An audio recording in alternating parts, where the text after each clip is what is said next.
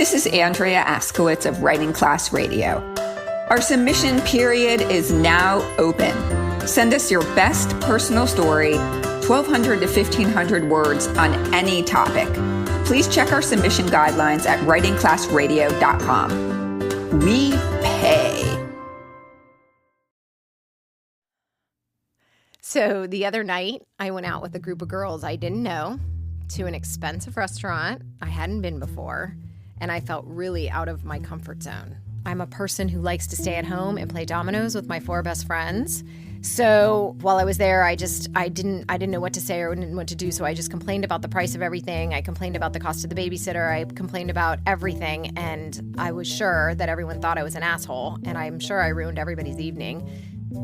I told Misha, a student in the class, and he told me about these principles he learned at Seeds of Peace, a camp he worked at for kids in conflict areas. So like Israel and Afghanistan and Palestine, they all come together. The concept there is they take these kids out of their comfort zone just a little bit, where they're talking to people they don't know about concepts and ideas and principles that are uncomfortable.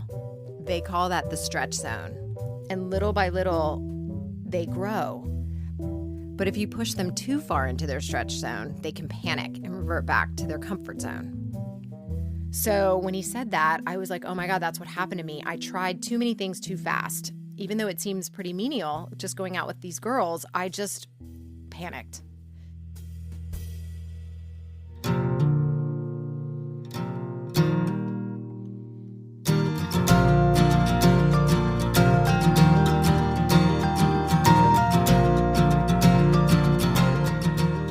Hey, it's Allison, and this is Writing Class Radio. Today I'm your host, and we're talking about comfort zones, or in my case, discomfort zones.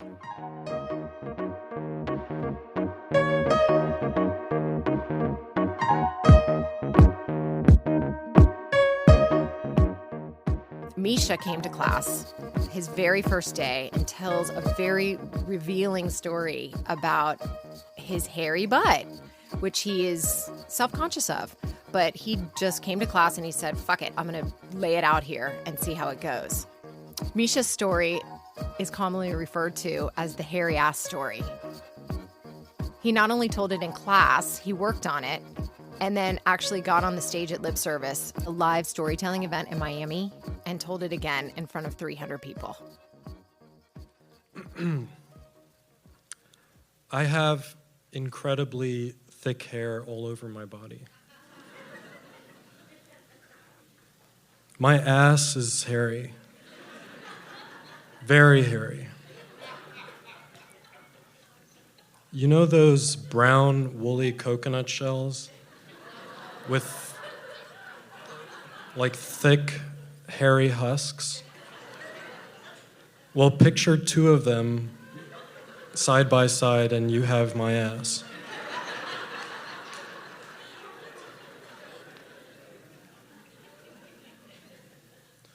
I sweat so much in the summer.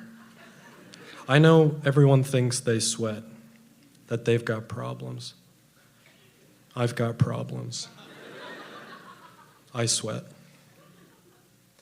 My hairiness comes from my mother's side, those Kurdish, Iranian hairy brothers of hers, monkey-like with confident, puffy tufts on their shoulders. They're pre-revolution Iranian aristocracy, charming and tall, with handsome, grinning faces. I'd like to think I inherited their charm and confidence, but more than any of that, I got their hair. I don't have a hairy back. For the few who have seen my ass, the hairless back comes as somewhat of a surprise.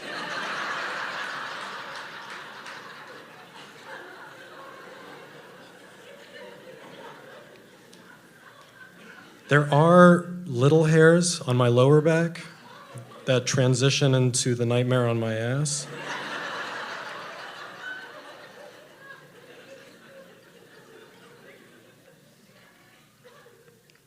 In the 8th grade, Corey, a smooth-skinned white boy, with a coif of hazel hair on his head, saw me with my shirt off and said that the little hairs on my lower back were like the ones he'd seen on Latina girls at the beach. He called them bitch hairs.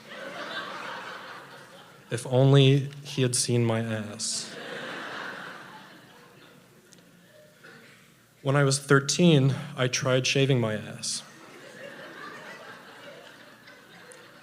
The next morning in algebra, I felt the thick stalks of stubble growing back.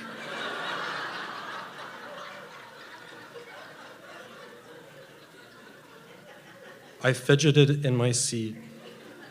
David, the dark Cuban boy to my right, kept glancing at me. At some point, he leaned over and in a gentle whisper asked if I'd shaved my ass.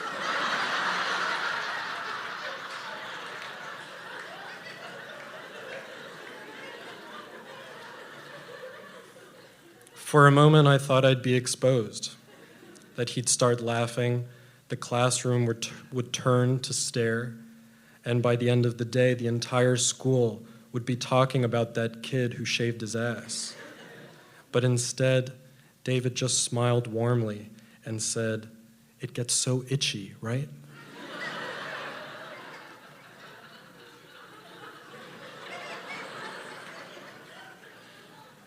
I nodded and looked into the kind eyes of this new friend who seemed to understand me more than anyone else ever had. I saw David's ass later that year and was very disappointed. We were at a pool party. David climbed out of the pool and mooned us all. The hair was barely noticeable. It was sparse and light, like a fuzzy peach. It completely blended in to his coffee-colored jiggling ass. All the hot girls in the pool shrieked with delight. I thought, what a liar. What a traitor. His cutely hairy ass with fucking peach-like fuzz had absolutely nothing to do with the beastly secret hidden in my swimming suit. My hairy coconuts. As I got older, it only got harder to hide my nature. My older sister was the first to point out the budding unibrow. I anguished over this news for weeks. Then my little balls grew wisps of blonde hair on them. My arms and legs were already teeming with hair. My ass hair grew longer and thicker. A few years later, my chest would erupt. It began to dawn on me that this was only the beginning. I just keep getting hairier.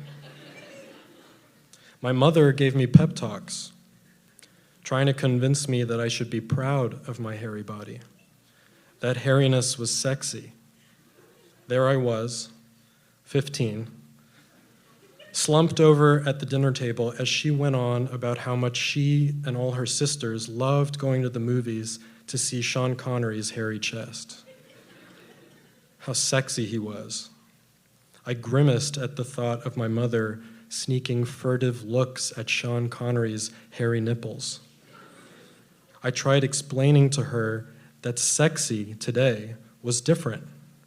Sexy was Brad Pitt and Leonardo DiCaprio, gorgeous, perfectly chiseled man boys with smooth, hairless bodies. And anyways, I said, you thought Sean Connery's hairy chest was sexy, not his hairy ass. My mom threw up her hands and cried out, chest, ass, what's the difference? I shouted back, there's a huge difference. My first girlfriend, Danielle, helped me relax a little about my ass. We met when I was 19. The first few times we got naked, I'd angle my ass away from her.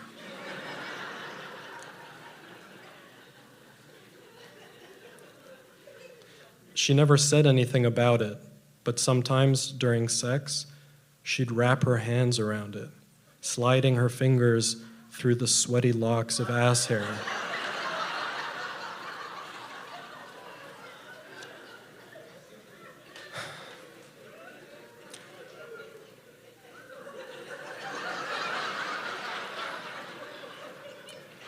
I was so sensitive, so not used to being seen, let alone touched there, that each time she did it, my body would quiver violently. She kept grabbing my ass for the 5 years we were together, and I gradually became more comfortable with how it felt. I even started to like it. Sometimes she'd scrub my ass in the shower, and then I'd scrub hers in return. "Look at that booty," she'd say when we dried off, and then she'd give my ass a little spank. She treated my ass like it was normal, even lovable. I can't say that I like my hairy ass, but we've bonded. I take some pride in having lived with it for all these years. In fact, I recently had a competition with a man over who had the hairier ass. Tom was my friend Eric's roommate. Last summer, I stayed with them in Brooklyn for a week. Eric and I had worked together at a summer camp where rumors about my hairy ass had spread among the counselors. Despite my reputation, Eric was convinced that his roommate, Tom, had a hairier ass than me. As we walked up the steps to his apartment, Eric went on and on about Tom's hairy ass and how it was weird because it didn't seem like he'd be hairy down there. I couldn't stand it. I started picturing Tom, probably some white guy in a polo shirt whose distant Eastern European ancestry had passed along some mildly hairy asshole gene.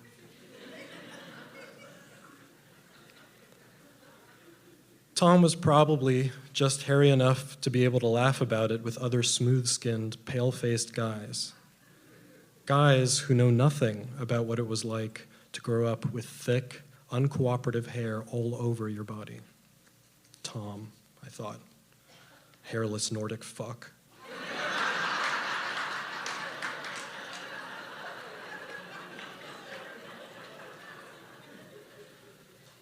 Moments after entering their apartment, Eric introduced me to Tom.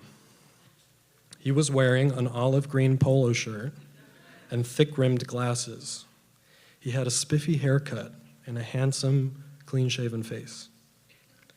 For a moment, the room was silent, and we just stared at each other.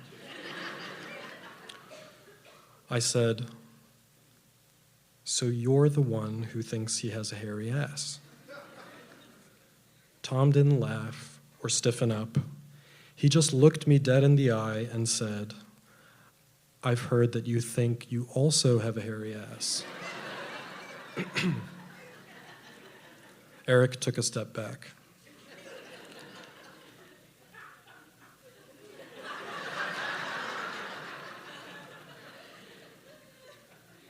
"Tom," I said, "I don't think you have a hairy ass. And frankly, I don't think you should parade around saying that you do."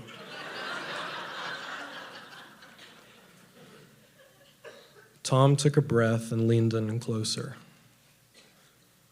"Look," he said, "I don't know you that well. You look like a pretty hairy guy. And I'm sure you've got a hairy ass, but I doubt it's as hairy as mine." I stood up and turned around so that my ass was facing them.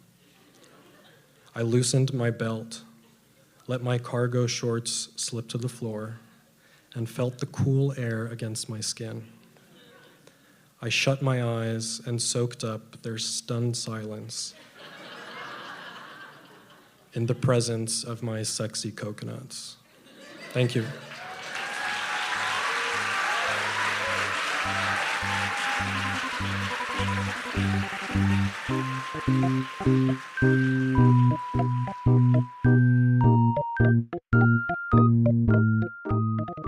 So in Misha's case, he had to get into the stretch zone to reveal who he really was and to wipe away all the barriers to growth. And it helped. It worked for him.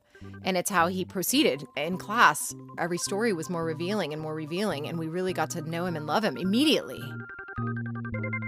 When somebody reveals their most, their biggest secret and their biggest worry, you just love them. In Andrea's situation, she's the next storyteller. Andrea's the type of person who just busts into a room and tells jokes and funny things and things that shock you. And it works for her. Hey, writers. For the last 45 years, I've been going to tennis clinics to practice forehand, backhand serves. What does this have to do with writing? Well, practice, I've learned in the last 45 years, is what it takes to get good at anything.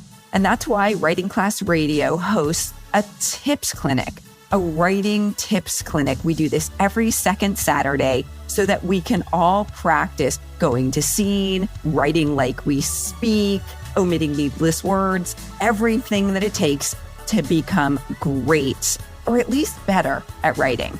So join us every second Saturday from 12 noon to 1 Eastern Time on Zoom. To join, go to writingclassradio.com and click the link for the tips clinic. It's $10, and believe me, it's a lot cheaper than a tennis clinic. See you there. Next, Andrea tells a story about the time she went too far into her stretch zone. At midnight, my midwife, Dana, drove me to the Hollywood Birth Center.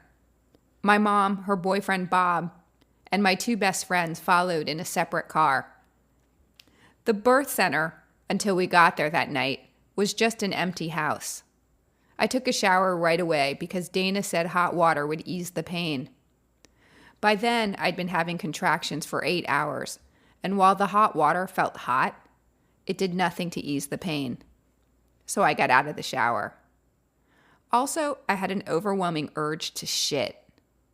I think they call this back labor. As I crossed the bathroom to the toilet, a brown blob fell out of my body and splat on the floor. I thought I'd lost control of my bowels. I stared at the slimy blob. It was about the size of my hand with two tentacles like fingers. It was dark brown with an egg white's quality to the tentacles. I stood over it, then stepped over it, then walked around it. I didn't want anyone to see it, not even Dana. But my friends were right there standing in the bathroom doorway. I was humiliated. I did that? Sorry. Dana was quick with toilet paper. She scooped it up and smelled it. Turns out the blob on the floor wasn't shit. It was the mucus plug. In all my natural birth classes, and I took an 8-week series at the birth center, no one mentioned the plug. Our teacher did mention the possibility of orgasm during those final moments when the baby pushes through the vagina. I rolled my eyes, but one of my classmates got into it and brought it up every class. That's going to be me, you guys. I'm going to have an orgasm. She was a music therapist.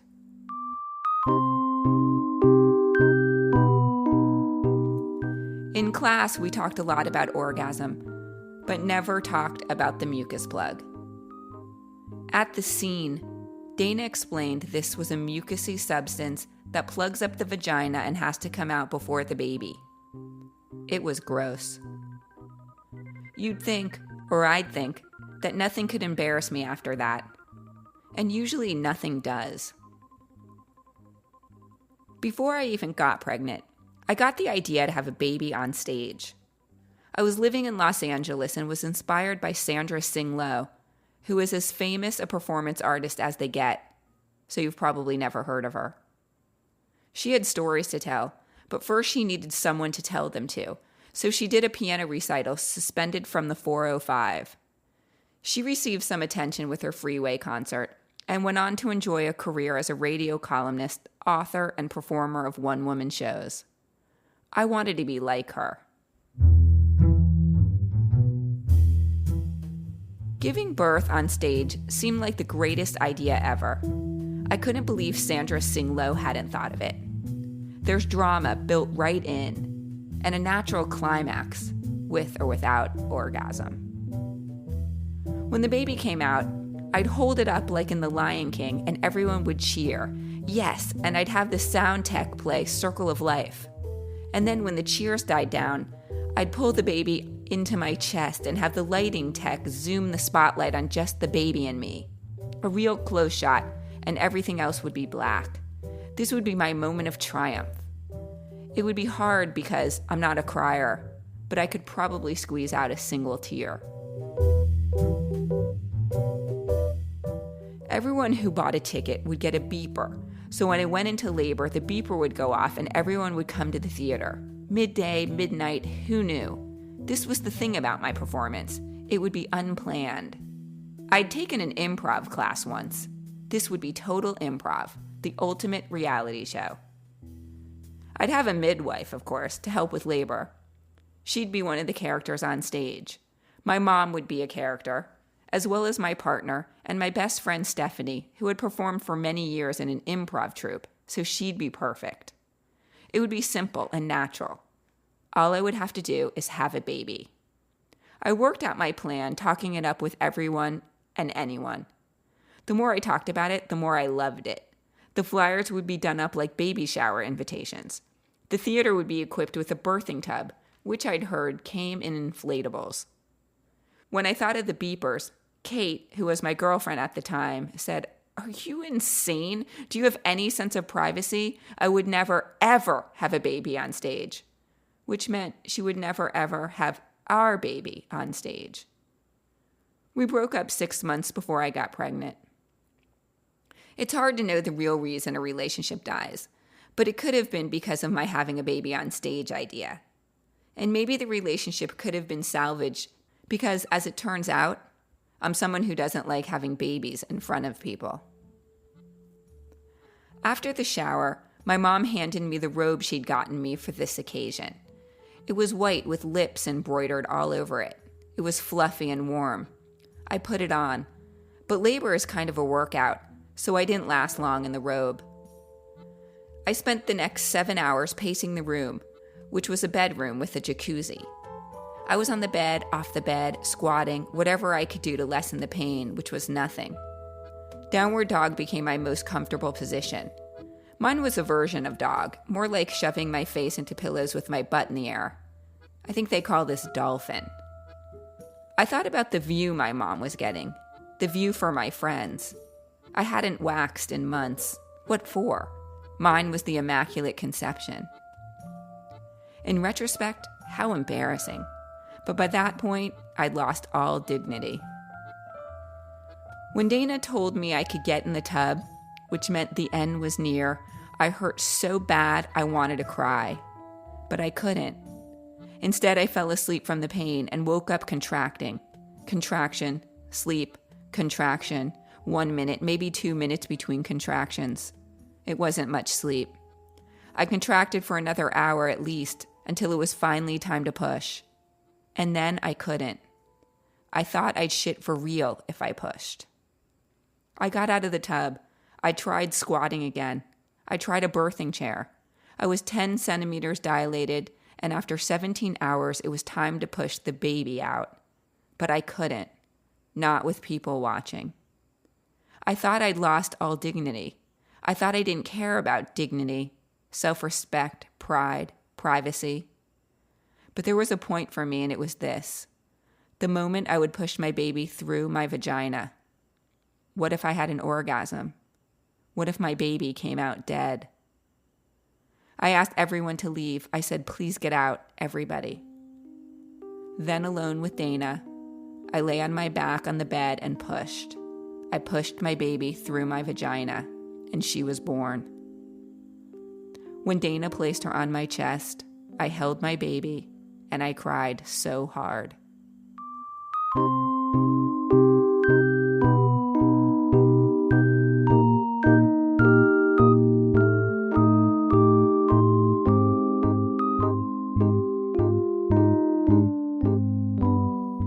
It's true. There are times we think we can handle something uncomfortable, but when that something happens, we panic.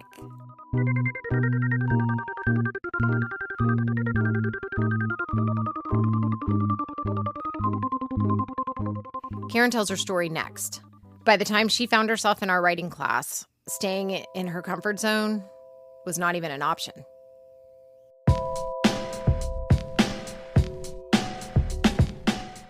Yesterday, I picked up my 5th white chip. In Narcotics Anonymous, we use a chip system to denote how much clean time one has. The chips symbolize that you are gambling with your life when you pick up drugs. They vary in color as you accumulate more clean time. The first chip you pick up is the white chip. It signifies surrender to a new way of life. It tells all the addicts in the room that you admit you are powerless over your addiction to drugs. You've come to terms with the fact that your life had become unmanageable and are ready to take the first step towards recovery. After I surrendered for the 5th time, I got a huge bear hug from a fellow NA member that I consider to be a big brother.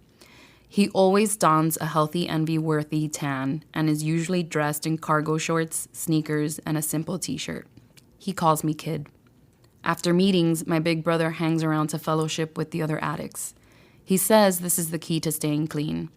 Once he stood with me in the parking lot of a church 4 hours until the clock struck midnight just to help me stay clean for that one day. Kid, you did good today. Keep coming back till you get it, he says with a big toothy grin. I've relapsed 4 times since I got out of rehab on March 1st. I had 90 days clean when I relapsed the first time. The day I received my red 90-day chip, I got a round of applause from my NA family. On my way back to my seat, I was greeted with warm hugs and congratulated with excited high fives from the only people who have ever understood me. For everyone in that room, I had accomplished something worth celebrating. But inside, I didn't feel victorious. As great as it was to reach enough clean time that I graduated from one chip to the next, I had arrived at 90 days with many reservations. Feeling like a fraud, I went out and picked up. I took one bump of coke and was immediately lifted out of my dark, foggy depression.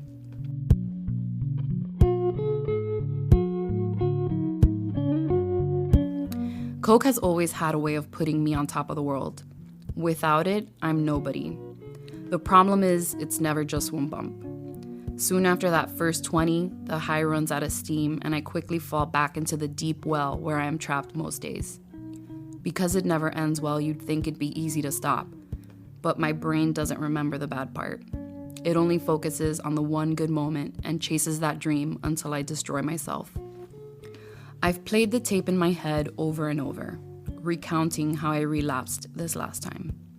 I thought I was doing all the right things, taking as many of the suggestions as I could about how to live clean. But there I was, peeling out of a meeting to jump on the expressway and dialing my dealer on the way. They say that when you have a burning desire to use, you should reach out and share where you're at with a fellow addict. We're encouraged to get numbers and actually call people. The therapeutic value of one addict helping another is without parallel. But my addiction has been active for over 25 years, way before I even picked up my first drug. The old habit of isolating, rationalizing, and giving in to an overwhelming feeling of worthlessness are so deeply embedded in me. I'm scared I won't be able to overcome this pattern I've grown accustomed to. I'm afraid I'll never learn to love Karen enough to give her a fighting chance. They say it takes 66 days to break an old habit. If I do all the right things and work the program the correct way, I should be able to make this the last white chip I ever pick up.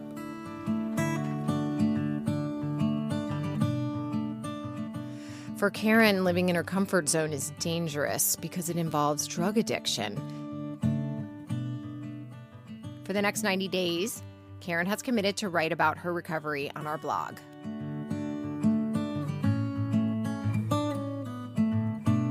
Okay, so here's the prompt for this episode. When was the last time you went too deep into your stretch zone and panicked? Just write for about 10 minutes and send us your voicemail.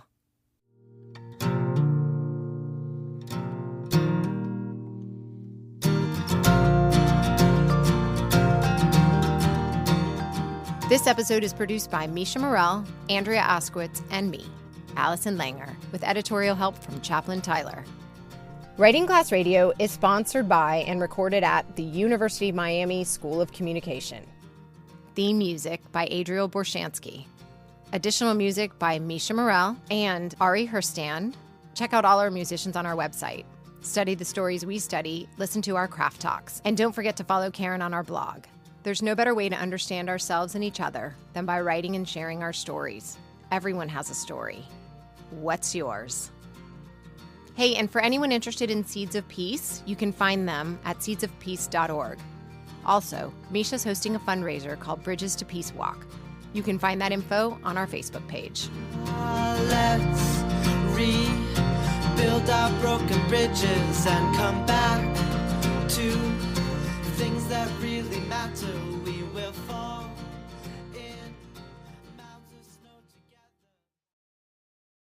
together. Hi, it's Ashley and Jess with Wellness Reality Check. We are two health practitioners, moms, and best friends trying to navigate the world of holistic health in a balanced, productive way that brings health to our lives instead of dogmatic extremes.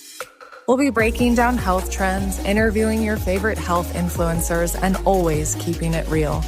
We hope this podcast brings listeners back down to earth, providing a dose of reality in the often idealized world of health and wellness. Wellness Reality Check. Follow the show now on Apple Podcasts, Spotify, or at wellnessrealitycheck.com.